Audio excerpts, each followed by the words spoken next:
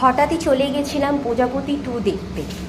আমাদের কদমতলার পুষ্পশ্রী সিনেমা হলে প্রজাপতি 2 মুভিটা চলছিল।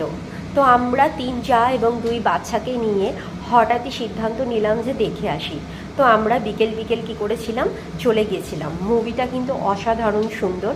প্রথমে ভেবেছিলাম যে বাচ্চাদের সাথে দেখা যাবে কি না, কিন্তু সত্যি কথা বলতে এই মুভিটা সম্পূর্ণভাবে বাচ্চাদের সাথে দেখারই। তো অবশ্যই আমি বলবো, তোমরা যদি আমার এই ভিডিওটা দেখে থাকো তাহলে অবশ্যই ফ্যামিলির সাথে প্রজাপতি 2টা দেখে এসো। খুব ভালো একটা মুভি, ছেলে বাবা নিয়ে গল্প, যে একটা বাড়িকে কতটা ভালোবাসতে পারে একটা বাবা, নিজের করতে পারে, বা সন্তানকে কতটা ভালোবাসতে পারে, বা সন্তানের জন্য কি করা দরকার বাবাদের। তো এই নিয়েই হচ্ছে এই বইটা বা এই মুভিটা। ভীষণই ভালো লাগলো, আমাদের সকলেরই খুব ভালো লাগলো। তো প্রথমবার অনেক বছর বাদই বলতে গেলে, টিভি হাতে মোবাইল ফোন আসার পরে সিনেমা হলে গিয়ে সিনেমা সেইভাবে দেখাই হয় না। তো অনেক দিন পর দেখলাম, খুব ভালো লাগলো। টাটা।